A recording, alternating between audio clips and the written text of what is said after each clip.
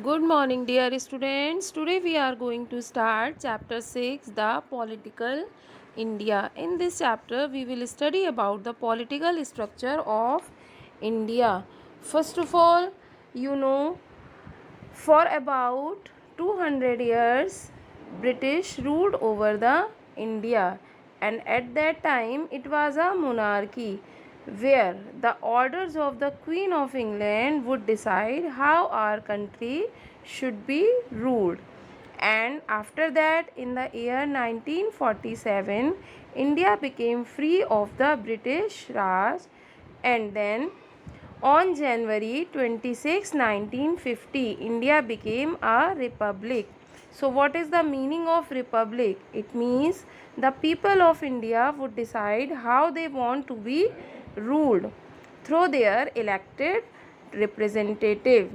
Also, this means that the president would be the head of our nation instead of a king or a queen. Okay, so the government was formed to govern a country as big as India.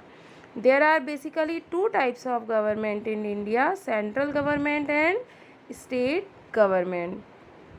See in the picture, this is the picture of political map of India. It is showing all the states. Okay, so first of all, central government. What is the central government? Central government is the highest governing authority of our country.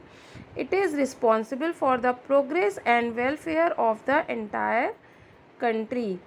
Okay, it includes the states as well as the union territory.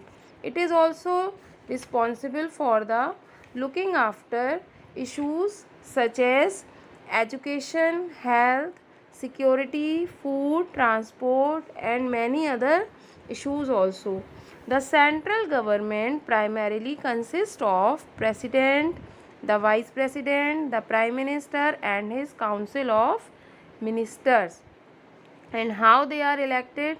They are directly or indirectly elected by the people of India. And the central government is based in New Delhi, and you know New Delhi is the capital of India. And I want to tell you one fact that the Dr. Bhim Rao Ambedkar, he written our constitution, okay, which is including the structure, powers, duties and rights of the citizen, and they form the framework of the government. So the B.R. Ambedkar, that is Dr. Bhim Rao Ambedkar, is regarded as the father of the nation, father of our Indian constitution. Okay, so students, you read this much chapter very carefully, and I am sending you some exercises that you do in your book as well as in your copy. Okay, till then, goodbye and have a nice day.